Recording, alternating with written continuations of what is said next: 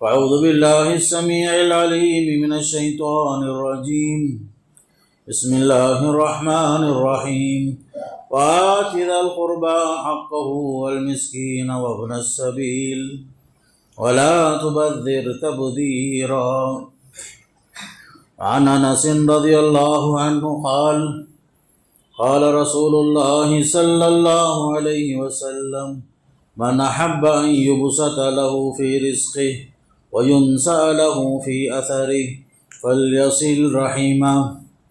رواہ البخاری. تمام تعریفیں اس اللہ کے لیے جس نے انسانوں کو بنایا اپنی بندگی کے لیے. انسان کی تخلیق کا مقصد صرف اپنی عبادت قرار دیا. جس کی جتنی بھی تعریف کریں اللہ کی ذات کی کم ہے. ذات کے اعتبار سے، صفات کے اعتبار سے، احسانات کے اعتبار سے اللہ کی ذات بہت بلند و برتر ہے. صبح و شام ہم اللہ کی بڑائی بیان کرتے رہیں پھر بھی کم ہے. درود و سلام ہو اللہ کے نبی صلی اللہ علیہ وسلم پر، آپ کے صحابہ کرام، تابعین اور تبع تابعین سے اللہ راضی ہو. اللہ تعالیٰ ان سب کے خدمات قبول فرمائے اور انہیں جنت نصیب فرمائے، اور ہمیں بھی نیک عمل کی توفیق نصیب فرمائے اور مرتے ہوئے کلمے کی موت نصیب فرمائے. برادران اسلام اور خواتین ملت، آج میں آپ حضرات کے سامنے سورہ اسراء کی ایک آیت پڑھا اور ایک حدیث بخاری شریف سے آپ کے سامنے رکھا. ایک چھوٹی سی آیت ہے لیکن بہت معنی خیز ہے، بڑے حقوق پر مشتمل ہے. یہ آیت اللہ کا حکم ہے: وَآتِ ذَا الْقُرْبَى حَقَّهُ وَالْمِسْكِينَ وَابْنَ السَّبِيلِ. قرابت داروں، رشتہ داروں، مسکینوں، مسافروں کا حق ادا کرو اور فضول خرچی نہ کرنا. فضول خرچی ہرگز نہ کرنا. انس بن مالک فرماتے ہیں رضی اللہ عنہ، پیارے نبی صلی اللہ علیہ وسلم نے ارشاد فرمایا: جو چاہتا ہے کہ اس کی روزی میں برکت ہو، عمر میں اضافہ ہو، چاہیے کہ صلہ رحمی کرے، رشتوں کو جوڑے. فرمایا قرآن اور حدیث میں جہاں اللہ کی عبادت کا حکم آیا، عقیدے کی اصلاح کا حکم آیا ہے، اللہ کی بندگی کا محق کرنے کا حکم آیا، عبادات کے ساتھ ساتھ معاملات کی درستگی کا حکم آیا، اور اسی کے ساتھ معاشرتی زندگی جہاں انسان رہتا ہے، اس کے خاندان، اس کے رشتہ دار، اس کے احباب، ددیال والے، ننیال والے، سسرال کا رشتہ، یہ سب بہت عظیم رشتے ہوتے ہیں. قرآن اور حدیث میں ان رشتوں کو پاکیزہ رشتہ قرار دیا جاتا ہے اور اسے مضبوطی کے ساتھ تھامنے کا حکم دیا جاتا ہے. سورہ نساء میں فرمایا: وَاتَّقُوا اللَّهَ الَّذِي تَسَاءَلُونَ بِهِ وَالْأَرْحَامَ. لوگوں تم اللہ سے ڈرو جس کا نام لے کر تم لوگ آپس میں ایک دوسرے سے سوال کرتے ہو، اور تم اللہ سے ڈرو رشتوں کے سلسلے میں. کہیں ایسا نہ ہو قطع رحمی کا مرتکب ہو جاؤ، رشتوں کو کاٹنے سے اللہ سے بچو. پھر فرمایا اللہ تعالیٰ قرآن مجید کی کئی آیتوں میں صلہ رحمی بہت اہم ہے، یہ رشتہ داری بہت اہم ہے، بہت نازک ہے. یہ کچے دھاگے سے بھی بہت زیادہ نازک ہے. اس کی حفاظت کرنے کا حکم آتا ہے، رشتے کو جوڑنے کا حکم آتا ہے، اور اس کے بڑے فائدے بتائے جاتے ہیں رشتہ جوڑنے کے. ایک حدیث جو پڑھی گئی آپ کے سامنے، جس میں آپ نے صاف فرمایا کہ روزی میں برکت کا ذریعہ، روزی میں برکت کا ذریعہ ہے یہ رشتہ داری جوڑنا، رشتے کو باقی رکھنا، رشتے کا پاس و لحاظ کرنا بہت اہم چیز ہے. اور اسی طرح روزی میں برکت کے ساتھ ساتھ عمر میں اضافہ، عمر میں بھی اضافے کا ذریعہ ہے صلہ رحمی. بلکہ اور ایک حدیث بخاری میں ہے جس میں صلہ رحمی کو ایمان کے ساتھ جوڑ دیا گیا. من کان یؤمن باللہ والیوم الآخر فلیصل رحمہ. جو بندہ آخرت پر ایمان رکھتا ہے، اللہ کے ایمان پر، اللہ پر ایمان رکھنے کے ساتھ ساتھ آخرت پر ایمان اور یقین رکھتا ہے، چاہے کہ رشتوں کو جوڑے، رشتوں کا لحاظ رکھے، قطع رحمی سے بچے، والذین یصلون ما امر اللہ بہ ان یوصل، اللہ کے کچھ خاص بندوں کی تعریف میں اللہ نے فرمایا کچھ اللہ کے بندے ایسے ہیں جس رشتے کو جوڑنے کا اللہ حکم دیتا ہے اور رشتہ جوڑتے ہی یہ لوگ۔ اور یہ آیت جو بنی اسرائیل میں ہے، حق ادا کرنے کا حکم دیا جا رہا ہے۔ وَآتِ ذَا الْقُرْبَى حَقَّهُ، قرابت دار، ہمارے رشتہ داروں میں کئی طرح کے رشتہ دار ہیں۔ ددیال کا رشتہ یہ بھی اہم ہے، ننیال کا رشتہ ہے یہ بھی اہم ہے، اور اسی طریقے سے سسرالی رشتے یہ بھی اہم ہے۔ دودھ کا ایک رشتہ ہے، رضاعت کا رشتہ بولتے ہیں ہمیں۔ اگر کوئی بچہ جو ہے اجنبی کسی عورت سے اپنی ماں کو چھوڑ کر دودھ کی مدت میں، جو 2 سال کی جو مدت ہے، اس میں اگر کسی عورت سے اس کے چھاتی سے لگ کر دودھ پی لیا تو اس سے بھی جو رشتے قائم ہو جاتے ہیں، ماں کا رشتہ قائم ہو جاتا ہے، باپ کا رشتہ قائم ہوتا، پھر اسی کی وجہ سے رضاعی بھائی بن جاتے ہیں، رضاعی بہنیں بن جاتے ہیں۔ یہ بھی محترم رشتہ ہے۔ تحرم من الرضاع ما يحرم من النسب، اللہ کے نبی علیہ السلام فرماتے ہیں نسبی رشتہ جو خونی رشتہ ہے، اسی طریقے سے یہ دودھ کا رشتہ بھی محترم ہو جاتا ہے۔ یہ اور بات ہے، اس میں وراثت کا قانون نہیں چلتا، لیکن احترام میں، پاس و لحاظ میں، رشتہ جوڑنے میں، رضائی ماں کا، رضائی باپ کا، رضائی بہنوں کا احترام کے اعتبار سے اچھے میں برے میں ملنا جلنا، غم میں خوشی میں شریک ہونا، یہ سب اہم ہو جاتا ہے۔ اس لیے میرے دوستو، خاص کر اس لیے رشتہ داری کا لحاظ رکھو۔ ہمارے پاس عام طور پر چھوٹی چھوٹی باتوں میں ہم لوگ ناراض ہو جاتے، رشتے توڑ لیتے، زمانہ گزر جاتا، بات چیت بند ہو جاتی، رشتے کاٹ لیتے ہم لوگ۔ سگا بھائی سگے بھائیوں کے ساتھ، سگی بہنیں اپنی بہنوں کے ساتھ، معاملہ چھوٹا موٹا بھی ہوتا ہے، کبھی بڑا معاملہ بھی ہوتا ہے، کبھی غصہ بھی ہوتا ہے، اس میں آدمی وقتی طور پر ہو سکتا ہے، لیکن 3 دن سے بڑھ کر باقی رشتے کو توڑ کر رکھنا اور ہمیشہ کے لیے دل میں بغض رکھ لینا، عداوت رکھ لینا، دشمنی رکھ لینا، اچھے برے میں شریک نہیں ہونا، یہ ہمارے لیے اچھی چیز نہیں ہے۔ مومن جو ہے رشتوں کا پاس و لحاظ رکھتا ہے، رشتہ داریاں بہت اہم ہوتی ہیں۔ ہاں میں مانتا ہوں بعض مرتبہ ہمارے خاندانوں میں بعض چیزوں میں رنجش پہنچتی ہے، غیروں سے زیادہ اپنوں سے تکلیف ہوتی ہے، بعض مرتبہ ہوتا ہے۔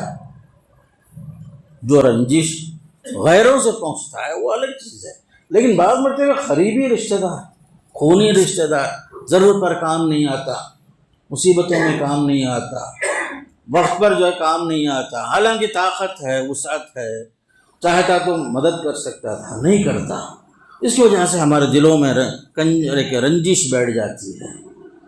اب اسے اللہ کے لیے معاف کر دیں، آپ ہمیشہ کے لیے اسے باقی رکھنا اچھا نہیں ہے۔ میں آپ کو مثال دیتا ہوں، قرآن اور حدیث کی روشنی میں معاف کرنے سے اللہ معاف کر دیتا ہے، ہمارے بہت سارے گناہ اللہ معاف کر دیتا ہے۔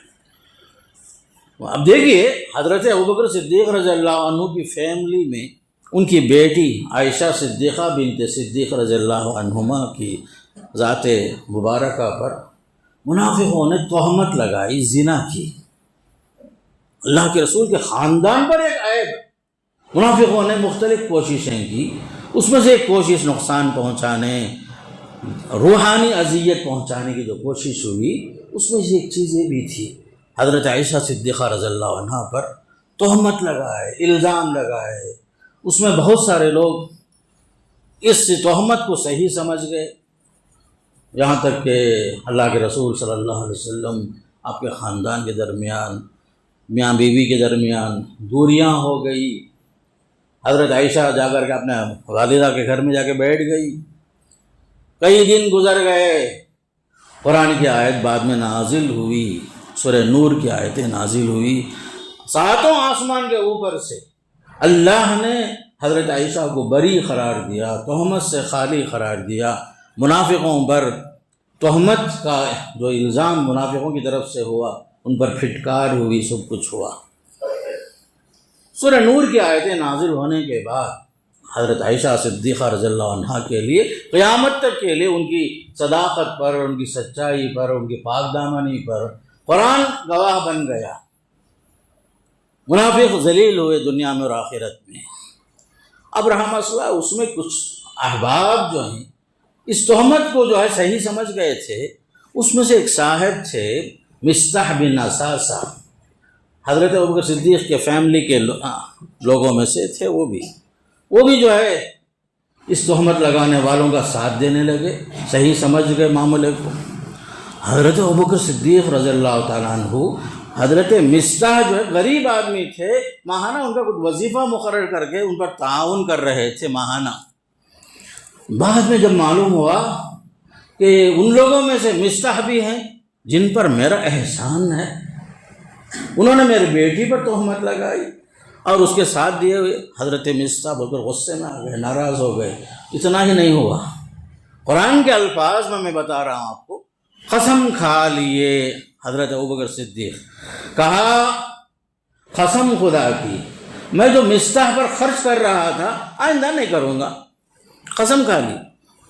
اس پر آیت نازل ہوئی وَلَا يَأْتَلِ أُولُو الْفَضْلِ مِنْكُمْ وَالسَّعَةِ أَنْ يُؤْتُوا أُولِي الْقُرْبَى وَالْمَسَاكِينِ وَالْمُهَاجِرِينَ أَلَا تُحِبُّونَ أَنْ يَغْفِرَ اللَّهُ لَكُمْ وَلَا يَأْتَلِ أُولُو الْفَضْلِ مِنْكُمْ، صاحب خیر، صاحب فضل، دولت والے حضرات ہرگز قسم نہ کھائیں۔ وہ جو دے رہے تھے فقراء کو، مساکین کو، مہاجرین کو، رشتہ داروں کو، نہ دینے کا قسم نہ کھائیں وہ لوگ۔ پھر اللہ نے سوال کیا الا تحبون ان یغفر اللہ لکم، کیا آپ کو یہ پسند نہیں ہے آپ کو اللہ آپ کے گناہوں کو اللہ معاف فرما دے؟ یہ آیت جب نازل ہوئی تو حضرت ابوبکر صدیق رضی اللہ تعالیٰ عنہ فوراً اٹھے، کہا بلا بلا، کیوں نہیں یا اللہ، کیوں نہیں یا رب، میں معاف کر دیتا ہوں، تو میرے گناہوں کو معاف کر دے۔ تو حضرت ابوبکر صدیق نے فوراً جو ہے مصطح کو معاف کر دیا، اور اتنا ہی نہیں بلکہ وہ جو وظیفہ جو جاری رکھتے تھے پہلے، وہ باقاعدہ اسے جاری رکھا۔ ایسا ہوتا ہے کبھی ہماری ذات پر حملے ہوتے ہیں، ہمارے بچوں پر حملے ہوتے ہیں، باہر کے لوگ بھی نہیں بلکہ اپنے لوگوں کی طرف سے ہوتے ہیں، اور حسد کا جذبہ باہر کے مقابلے میں ہمارے گھر کے لوگ زیادہ کرتے ہیں، ہمارے بھائی بہنوں میں، رشتہ داروں میں، چچازاد بھائیوں میں، تایازاد بھائیوں میں ہوتا ہے۔ کوئی انسان جو ہے فرشتہ نہیں ہے، سب کے اندر خامیاں ہیں، حسد کا جذبہ ہے، جلن کا جذبہ ہے، لیکن اس کے باوجود اسلام میں چاہتا ہے رشتوں میں فرق نہ آئے، رشتوں کے اندر بگاڑ نہ آئے، صلہ رحمی کرتے رہیں، آپس میں ملتے رہیں، ایک دوسرے کو معاف کریں، ایک دوسرے کو نظر انداز کریں بعض غلطیوں کو، لیکن رشتے کو ٹوٹنے نہ دیں، اس لیے کہ یہ رشتہ کچے دھاگے سے بھی باریک ہے یہ، بلکہ جو ہے جب رشتہ داری کو اللہ نے پیدا کیا، وہ اللہ کے عرش کے ساتھ معلق ہو کر لٹکتے ہوئے کہنے لگا الرحم معلقۃ بالعرش تقول من وصلنی وصلہ اللہ ومن قطعنی قطعہ اللہ۔ رحمان کے عرش کے ساتھ یہ رشتہ داری لٹک کر کے اللہ سے کہہ رہا ہے پروردگار جو مجھے جوڑے گا تو اسے جوڑ دے، جو مجھے کاٹتا ہے تو بھی اسے کاٹ دے۔ من وصلنی وصلہ اللہ، جو میرے رشتے کو باقی رکھے اسے باقی رکھ پروردگار، جو رشتے کو کاٹتا ہے تو بھی اسے کاٹ دے۔ صحیح حدیث ہے۔ لہذا یاد رکھو میرے دوستو، احباب میں، اس سے بڑھ کر خاندانوں میں، قریبی رشتہ داروں میں بعض مرتبہ اس طرح کی چھوٹی موٹی چیزیں ہو جاتی، ہم اتنا ناراض ہوتے ہیں، جنازے میں بھی شریک نہیں ہوتے، خوشی میں شریک نہیں ہوتے، خوشیوں میں ہم نہیں بلاتے، ایسا معلوم ہوتا ہے کہ گویا کہ قیامت تک کے لیے ہم قسم کھا لی ہیں۔ ایسا نہیں ہونا چاہیے۔ حدیث میں آتا ہے، صحیح حدیث ہے، جمعرات کے دن اعمال اللہ کے پاس پیش ہوتے ہیں، لیکن ان کے اعمال روک لیے جاتے ہیں جن کے تعلقات میں بگاڑ ہے۔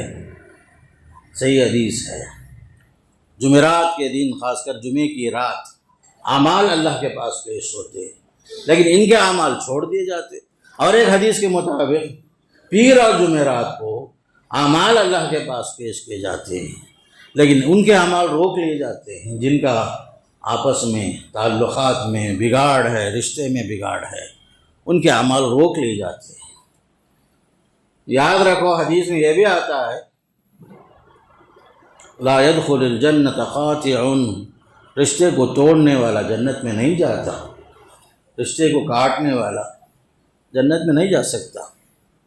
آپ کیا سوچتے ہیں کہ ہمارے رشتہ داروں میں جو ہمیں تکلیف پہنچتی ہے یہ بہت زیادہ ہے؟ نہیں، اللہ کے نبی صلی اللہ علیہ وسلم کو ذرا سوچ کے دیکھو، آپ کے سگے چاچا جو بھی اس زمانے میں جو بھی موجود تھے، ایمان اور اسلام کی وجہ سے کتنی تکلیفیں پہنچائے، چاہے وہ ابو لہب ہو، کیسے کیسے لوگ تھے اس زمانے میں، قریبی رشتہ دار ہی تھے، خونی رشتہ دار ہی تھے، کیسے کیسے تکلیفیں پہنچائے، اذیتیں پہنچائے۔ یہ سب وہ زمانے کی بات کو سامنے رکھو اور آج کے حساب سے دیکھو کچھ بھی نہیں ہے میرے دوستو۔ بعض مرتبہ ہم جو ہے لوگوں میں بھلائیاں بہت دیکھتے ہیں، ہم لوگوں میں بہت خیرات کرتے ہیں، لیکن بعض مرتبہ قریبی رشتہ داروں کو ہم چھوڑ دیتے ہیں۔ ہماری نیکیاں عام ہیں دوسروں میں، لیکن اپنوں میں زیرو ہے، یہ بھی نہیں ہونا چاہیے۔ حدیث میں آتا ہے الصدقۃ علی المسکین صدقہ، الصدقۃ علی الرحم صدقتان، صدقۃ وصیلۃ۔ فرمایا صلی اللہ علیہ وسلم نے کہ آپ رشتہ داروں کو چھوڑ کر باہر مسکین کو صدقہ کرتے ہیں تو ایک اجر ملتا ہے، ایک صدقے کا ثواب ملتا ہے، لیکن وہ صدقہ رشتہ داروں میں آپ اگر بانٹتے ہیں تو ڈبل ثواب ہے آپ کو، ایک صلہ رحمی کا ثواب اور ایک ہے صدقے کا ثواب۔ یہ تمام چیزیں اس لیے ہیں تاکہ ہمارے رشتے باقی رہیں۔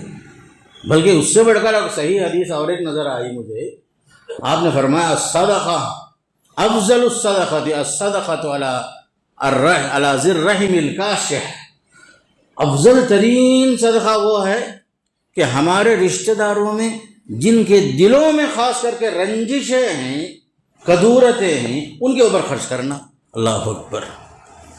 افضل ترین صدقہ وہ صدقہ ہے رشتہ داروں میں بھی وہ رشتہ دار جن کے اور ہمارے درمیان دشمنی ہے، ان کو دینا۔ کیوں؟ اس کی وجہ سے محبت پیدا ہوتی ہے۔ بلکہ ایک حدیث صاحب فرمایا صلی اللہ علیہ وسلم نے تہابوا تذهب الشحناء، آپس میں ہدیہ لینا بھی دینا بھی دونوں سنت ہے، تحفے پیش کرو، تحفے لینا بھی دینا بھی سنت ہے، اس سے آپس میں محبت پیدا ہوگی۔ تذهب الشحناء، کینہ کپٹ دشمنیاں دور ہو جائیں گی، ختم ہو جائیں گی فرمایا صلی اللہ علیہ وسلم نے۔ اس لیے میرے دوستو خاص کر کے قرابت داری بہت اہم چیز، رشتہ داری بہت اہم چیز۔ جو بھی رشتہ ہمارا قریب کا ہے ان تمام رشتوں کا خاص لحاظ رکھنا، صلہ رحمی کرنا، مصیبت میں کام آنا، خوشی میں شریک ہونا، ہر رنج و غم میں اپنی مصیبت سمجھ کر ان کا ساتھ دینا، یہ ہماری ذمہ داری ہے۔ بعض مرتبہ ہم لوگ دوسروں کا خیال کرتے ہیں، اپنوں کو بھول جاتے ہیں، ہم لوگ قریبی رشتہ دار کو بھول جاتے ہیں۔ یہاں محض جو ہے ہمارے پاس بعض مرتبہ اللہ نہ کرے شہرت طلبی کی خاطر دوسروں کو تو ہم بہت خرچ کرتے ہیں، لیکن اپنوں پر خرچ نہیں کرتے ہم لوگ، الا ماشاء اللہ۔ ایسا نہیں ہونا۔ ہمارے صدقات کا، خیرات کا، احسانات کا سب سے زیادہ قریبی رشتہ دار حقدار ہوتے ہیں۔ قرآن حکم دے رہا ہے وَآتِ ذِی الْقُرْبَىٰ حَقَّهُ وَالْمِسْكِينَ، قرابت دار کو اس کا حق پہنچاؤ۔ یہ نہیں کہ صرف زکوٰۃ کا معاملہ ہے، نہیں، زکوٰۃ الگ چیز ہے، قرابت داری کا حق الگ چیز ہے۔ وہ اگر مشکل میں ہے، مصیبت میں ہے، پریشان ہے، بیمار ہے، وہاں بھی آپ ساتھ دیں گے اسے۔ خوشی میں شریک ہونے کے لیے آپ وہاں بھی آپ پہنچے، وہاں بھی آپ برابر اس کا لحاظ کریں گے۔ بعض مرتبہ ہم لوگ شادی بیاہ میں جاتے ہیں یا کسی کے گھر میں نیا گھر اوپن ہوا، گھر ٹھنڈی کی ہوئی، دعوت ہوئی، وہاں پہنچ کر تحفے تحائف لے کے جاتے ہیں، خوشی کی بات، سنت ہے، تحفہ دینا سب سنت ہے۔ لیکن اور ایک چیز ہم بھول جاتے ہیں، بعض مرتبہ ہم بیماروں کے پاس جاتے ہیں، بعض بیمار ہوتے ہیں، پریشان حال ہوتے ہیں، وہاں بھی آپ خالی ہاتھ نہیں جانا، کچھ نہ کچھ لے کے جانا، یا کچھ مالی تعاون کی ضرورت ہے، خاموشی کے ساتھ ان کے کور، تکیے کے نیچے کچھ کور رکھ کے آ جانا خاموشی کے ساتھ، اس لیے کہ وہاں بھی آدمی محتاج ہوتا ہے۔ ضرورتیں ہیں دو طرح کی ہوتی ہیں، بعض مرتبہ آدمی منہ کھول کے نہیں پوچھتا، لیکن آپ کا فرض کیا ہے، میرا فرض کیا ہے، ضرورت مند کی ضرورت پر خاموشی کے ساتھ آگے بڑھ کے ہمارا تعاون کرنا۔ کیوں ہمارے خاندان میں محبت نہیں ہے؟ آپ سوال کریں گے، ہمارے پرانے تعلقات کو ذرا سن کر دیکھیے۔ ہمارے پرانے لوگوں کے پاس گھروں میں شادیاں ہوتی تھی، لوگ جو 8-8 دن آ کے گھروں میں رہتے تھے، جاتے تھے، محبتیں تھی، جاتے نہیں تھے لوگ، اگر جانا بھی چاہے تو جانے والے گھر والے ان کو روکتے تھے، لیکن سب چیزیں ختم ہوتے ہوتے آ گئی، آہستہ آہستہ رشتہ داریاں دور ہوتی چلی گئی۔ وجہ یہ کہ حقوق میں کچھ کمی ہو گئی ہمارے پاس، ہم جو ہے حق تلفی کر رہے ہیں، بعض مرتبے حقوق کی ادائیگی میں جہاں کمی بیشی ہوتی ہے وہاں رشتہ داروں میں بھی فرق آتا ہے۔ حقوق میں جہاں حق ادا کرنا ہے وہاں ہمارے رشتہ دار کوتاہی ہوتی ہے تو رشتے کمزور پڑ جاتے ہیں۔ اسی طریقے سے بھائی بہنوں کا معاملہ، قرابت داری کے ساتھ ساتھ بھائی بہنوں کا معاملہ، خونی رشتوں کا معاملہ، کہیں ایسا بھی ہوتا ہے کہ بڑوں کی وراثت تقسیم ہونے میں تاخیر ہو جاتی، کچھ لوگ فائدہ اٹھا رہے ہیں، کچھ لوگ فائدہ نہیں اٹھا رہے، کچھ لوگ دور ہیں ان کو حق نہیں مل رہا ہے، بہنوں کو حق نہیں مل رہا ہے، بعض بھائیوں کو حق نہیں مل رہا ہے، وراثت کی تقسیم میں سال گزر جا رہے ہیں، کئی سال، اس میں بھی دلوں میں کدورت پیدا ہوتی۔ جہاں حقوق کی ادائیگی جلدی ہوگی وہاں آپس میں تعلقات صحیح باقی رہیں گے، حقوق میں کوتاہی ہوگی، تاخیر ہوگی، رشتہ داری میں فرق آئے گا۔ ایسا بھی ہوتا ہے، بعض مرتبے ہم بھائی بہن سب آپس میں خوشی کے ساتھ محبت سے ہی رہتے ہیں، بعض مرتبے شادی کے بعد رشتوں میں فرق آ جاتا ہے۔ وجہ آپ کو سمجھتے ہیں کہ بعض مرتبے اس میں قصور مردوں کا بھی ہوتا ہے، بعض قصور عورتوں کا بھی ہوتا ہے، لیکن آپ انصاف کا مظاہرہ کیجئے، انصاف کا دامن آپ کبھی چھوڑنا نہیں۔ قرابت داری، پرانے قرابت داریاں، پرانے رشتہ داریاں، نئے رشتہ داریاں، سب کا بیلنس رکھنا آپ پر ضروری ہوتا ہے۔ بعض مرتبہ نئے رشتہ دار آنے کے بعد پرانے رشتہ داروں کو ہم بھول جاتے ہیں، یہ ایسا بھی نہیں ہونا چاہیے۔ یا بعض مرتبہ ایسا ہوتا پرانے رشتہ دار ہی ہمیشہ اہم ہوتے ہیں، نئے رشتہ داروں کی اہمیت نہیں ہوتی، سسرال کی کوئی اہمیت ہی نہیں ہوتی۔ بیلنس جہاں ختم ہوتا ہے وہاں رشتوں میں فرق آتا ہے میرے دوست۔ خاص کر مردوں کو اللہ تعالیٰ جو ہے حاکم بنایا، ذمہ دار بنایا، سرپرست بنایا، کیوں؟ تاکہ بیلنس کو باقی رکھ سکے۔ گھر کا ذمہ دار کون ہے؟ سرپرست کون ہے؟ حاکم مرد ہی ہے۔ الرجال قوامون علی النساء، اس کا یہ فرض ہے، ماں باپ کا بھی لحاظ رکھنا، بیوی بچوں کا بھی لحاظ رکھنا، قریبی رشتہ داروں کا بھی لحاظ رکھنا۔ شادی کے بعد ذمہ داریاں بڑھ جاتی ہیں، سب کا لحاظ رکھنا، سب کا حق باقی رکھنا، سب کا خیال رکھنا۔ ایسا نہیں کہ جو ہے نئی آنے والی کے ساتھ ہم پوری طرح مائل ہو گئے اور پرانے لوگوں کو چھوڑ دیے، ماں باپ کو تنہا ہی چھوڑ دیا ہم لوگ، ایسا نہیں ہونا۔ بعض مرتبہ اولاد ہوتی ہے، اپنے اپنے مفاد کی خاطر گھر سے باہر نکل جاتے ہیں، بوڑھے ماں باپ تنہا رہ جاتے ہیں گھروں میں، ایسا بھی نہیں ہونا۔ بھائی بہن جہاں بھی ہوں ماں باپ کا خیال رکھنا، رشتوں کا خیال رکھنا، اور آنے والی جو گھر کی جو بچیاں ہیں، جو گھر کی بہو بن کر آتی ہے، وہ حقیقت میں گھر کی بیٹی ہے، وہ اسے بھی اپنے سسرال کو جو ہے ماں باپ کی طرح عزت کرنا، ان کا خیال رکھنا، ان کی چھوٹی بڑی ضرورتوں کا خیال رکھنا۔ چونکہ شوہر گھر میں نہیں ہوتا، عام طور پر باہر رہتا ہے، ان کی ضرورتوں کو اپنی ضرورت سمجھنا، محبتوں میں کمی آنے نہیں دینا، یہ کہ ایک دوسرے کو دور کرنے کی کوشش نہیں کرنا، بچے کو ماں سے، ماں کو بچے سے، رشتہ داریوں کو کاٹنے کی کوشش، یا جو ہے جو احسانات چل رہے تھے ہمارے بعض لوگوں کے اوپر اسے ختم کرنے کی کوشش کرنا، یہ سب اچھی چیز نہیں میرے دوست۔ دلوں کو کشادہ رکھیے۔ یہ حدیث کی تہہ میں دیکھو، شروع میں جو پڑھا میں، جو یہ چاہتا ہے کہ روزی میں برکت ہو، عمر میں اضافہ ہو، صلہ رحمی کرے، رشتے کو جوڑے، وسعت نظری چاہیے، وسعت ظرفی چاہیے، اور خاندان کو پکڑ کے رکھنا، مضبوطی کے ساتھ جوڑ کے رکھنا۔ ایک صحابی پوچھے اللہ کے نبی صلی اللہ علیہ وسلم سے، یا رسول اللہ صلی اللہ علیہ وسلم، میرے والدین کا انتقال ہو گیا، اب میرے اوپر کیا اور ذمہ داریاں ہیں میرے والدین کے بعد؟ آپ نے فرمایا کہ تم جو ہے ان کے رشتوں کو باقی رکھو جو رشتے ان کے ذریعے سے قائم تھے، جو رشتے ماں باپ کے ذریعے سے قائم تھے ان تمام رشتوں کو باقی رکھو جو رشتے ماں باپ کے ذریعے سے قائم تھے۔ پھر آپ نے فرمایا وَالصِّلَةُ الَّتِي لَا تُوصَلُ إِلَّا بِهِمَا، وہ رشتہ داریاں جو ماں باپ سے ہی قائم تھے اسے باقی رکھو۔ عام طور پر ایسا نہیں ہوتا میرے دوستو، بڑوں کے بعد بڑوں کے خاندان، بڑوں کے رشتے آہستہ آہستہ لوگ بھول جاتے ہیں، بچوں کو تک نہیں معلوم فلاں کا رشتہ کیا ہے، فلاں سے کیا رشتہ ہے۔ آپ یہ بھی فرمایا اکرام صدیقہما، تمہارے ماں باپ کے جو دوست و احباب تھے ان کی بھی عزت کرنا تمہارا فرض ہے، بولے صلی اللہ علیہ وسلم۔ ماں باپ ہی نہیں، تمہارے ماں باپ کے خاص دوست و احباب تھے۔ کیوں یہ بات بتائی گئی معلوم ہے آپ کو؟ ہمارے بڑوں ان کے دو دوست و احباب کا اکرام احترام، کیوں؟ ہمارے بڑوں کی خوبیاں، ہمارے بڑوں کی جو خوبیاں تھیں ان کے دوست و احباب سے آپ کو معلوم ہوگی، رشتہ داریاں معلوم ہوں گی۔ اگر وہ مقروض تھے، قرض باقی تھا، وہ بھی آپ کو معلوم ہوگا، رشتے محفوظ ہوں گے۔ بات سیدھے ہمارے گھر والوں کو نہیں معلوم ہوتی، ہمارے دوست احباب کو جو معلوم ہے گھر والوں کو نہیں معلوم رہتی۔ اس لیے اللہ کے نبی فرمائے تمہارے ماں باپ کے دوست و احباب ان کا بھی احترام کرو اور ان کے حق میں خیر کا معاملہ کرو، رشتے جوڑ کے رکھو، یہ اہم چیز ہے دوستو۔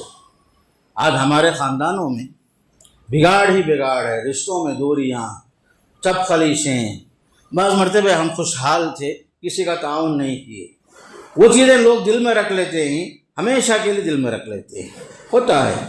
لیکن قرآن اور حدیث میں دیکھو اخلاق میں کتنا اونچا اخلاق ہمیں سکھایا جا رہا ہے۔ اللہ کے نبی فرما رہے ہیں صلی اللہ علیہ وسلم سل من قطعک، جس نے آپ کا رشتہ توڑا تھا تم جا کر کے اس سے رشتہ جوڑ لینا۔ یہ مت بولو وہ لوگ ملتے نہیں، وہ لوگ ملتے نہیں، یہ سب مت بولو، آگے بڑھ کے جا کے رشتہ جوڑو تم۔ پھر فرمایا آتی من حرمک، جس نے آپ کو محروم کیا تھا، وہ زمانے میں آپ کو مدد کر سکتے تھے، نہیں کرے آپ کے ساتھ مدد، انتقام دینے کی کوشش مت کرو۔ جس نے آپ کو محروم کیا، آج جو محتاج ہے تم اسے دو جا کر کے، یہ دل میں مت رکھو ہمارے ضرورت ہونا کام آئے نہیں، نہ ہوتا ہے بشر ہونے کے ناطے، انسان ہونے کے ناطے۔ کتنا اونچا اخلاق ہے ہمارے نبی کا، فرمایا آتی من حرمک، جس نے آپ کو محروم کیا، وہ زمانے میں تعاون نہیں کیا، اگر انہیں تعاون کرتا تو آپ کی بہت ساری دولت بچ سکتی تھی، جان بچ سکتی تھی، اللہ نہ کرے یہ سب چیزیں ہوتی ہیں۔ پھر آپ نے فرمایا واعف عمن ظلمک، جس نے آپ پر ظلم کیا تھا، آج آپ کو اللہ قدرت دیا ہے، ظلم مت کرو، معاف کر دو، معاف کر دو، عفو درگزر سے کام لو۔ رشتہ داریاں بہت اہم ہیں میرے دوستو۔ اگر ہر آدمی سوچا میں انتقام لوں گا، میں انتقام لوں گا، کوئی بھی نہیں بچے گا۔ ہر ایک کے ساتھ کچھ نہ کچھ کمی بیشی، زیادتی، کبھی کہیں جو ہے آدمی کے اوپر ظلم بھی ہوا ہوتا ہے، لیکن رشتہ رشتہ ہی ہے۔ یہ جو کانچ ہے، شیشہ ہے، یہ نازک ہے، یہ کچا دھاگا ہے، یہ ٹوٹ جاتا ہے میرے دوستو۔ بعض مرتبہ کتنی شرم کی بات ہے، دیکھو کہ میرے گھر میں میرے بچوں کی شادی ہے، میں شادی کے لیے سب کو بلاتا ہوں، جا کر اس میں میرے بھائیوں کو بلاتا ہوں، بہنوں کو جا کے گھر میں بلاتا ہوں۔ کیا ضرورت ہے مجھے میرے بھائی بہنوں کو بلانے کی؟ کیا ضرورت ہے؟ بلکہ وہ لوگ خود جو ہے آگے بڑھ کے آنا اور مجھے جا کر بلانے کی کیا ضرورت ہے؟ ہر گھر میں تقریباً ایسا ہی ہوتا ہے کہ قریبی رشتہ داروں کو بلانا پڑتا، جس طرح آپ غیروں کو جا کے بلائے نا، اسی طرح خوشی میں شریک ہونے کے لیے بلانا پڑتا ہے اپنے خونی رشتہ داروں کو بھی۔ ایسا نہیں ہونا میرے دوستو، اپنائیت ہو، اپنائیت، محبت ہو، رشتہ داریوں میں الفت ہو، ایک دوسرے کے لیے خیر خواہی ہو، حسد کا جذبہ نہ ہو۔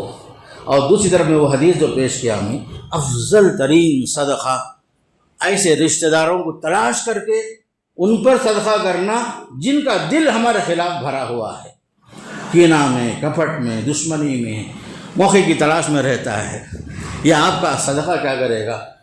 اس کے غیظ و غضب کو ٹھنڈا کر دے گا۔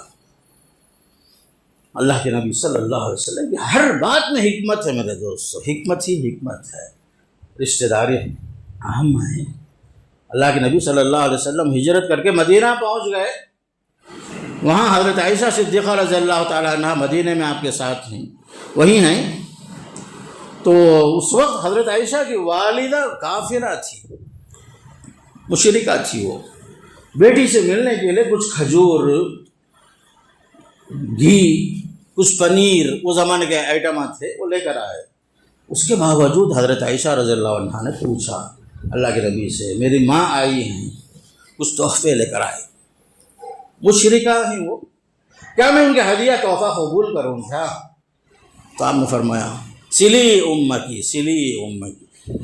دین کا معاملہ الگ ہے، خونی رشتہ الگ ہے، رشتہ جوڑو، رشتہ جوڑو فرمایا۔ قرآن میں ہے بھائی صاحبہما فی الدنیا معروفا، تمہارے ماں باپ اگر مشرک بھی کیوں نہ ہو ان کے ساتھ اچھا سلوک کرو۔ تمہارے ماں ہیں وہ، تمہارے باپ ہیں وہ۔ یہ اور بات ہے کہ تمہارا مذہب بدل گیا، مذہب چینج ہو گیا، لیکن رشتہ داری کو باقی رکھو۔ تمہارے حسن سلوک سے ہو سکتا ہے وہ اسلام میں داخل ہو جائیں گے، تمہارے حسن سلوک سے، تمہارے اخلاق سے، تمہارے کریمانہ اخلاق سے اسلام میں آ جا سکتے ہیں وہ لوگ۔ یہ ہے ہمارا اسلام۔ خرابت داری اتنی اہم ہے، باہر صدقہ کرو تو ایک ثواب، ہمارے خرابت داروں کو دیتے ہیں تو ڈبل ثواب، اور وہ بھی جس کا دروازہ زیادہ قریب ہے اسے دیتے ہیں تو اور بھی زیادہ نیکی۔ یہ سب چیزیں ہیں۔ اور ایک حدیث میں یہاں تک فرمایا کہ لا يرد القدر الا الدعاء ولا يزيد في العمر الا الرحیم۔ آپ نے فرمایا دیکھو تقدیر کو اگر کوئی چیز بدل سکتی ہے تو دعا ہے، اگر عمر میں کوئی چیز بڑھا سکتی ہے تو صلہ رحمی ہے، آپ نے فرمایا۔ اس طرح کی کئی حدیثیں آتی ہیں۔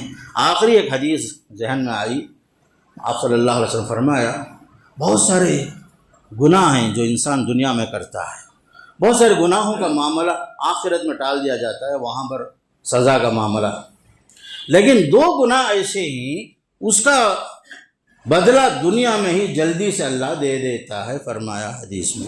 یہ کیا ہے؟ ایک ہے قطع رحمی اور ایک ہے سرکشی۔ سرکشی، ظلم، زیادتی کا انجام دنیا میں ہی برا ہوتا ہے، اور دوسرا جو ہے قطع رحمی، رشتہ کاٹنے کی وجہ سے اس کا بھی جو ہے برا بدلہ انسان کو دنیا میں ہی مل جاتا ہے۔ اس لیے میرے دوستو خاص کر یہ حدیثیں، قرآن کی آیتیں، یہ جو واقعات جو میں آپ کے سامنے رکھا، اس لیے رکھا تاکہ ہمارے رشتوں میں، الفت میں، محبت میں کوئی کمی نہ آئے۔ جہاں ہمارے اندر دوریاں ہیں، ہم نماز کے فوراً بعد جا کر کے دلوں کو صاف کر کے ہاتھ آگے بڑھ کر کے مل لینا، ہاتھ سے ہاتھ ملا لو۔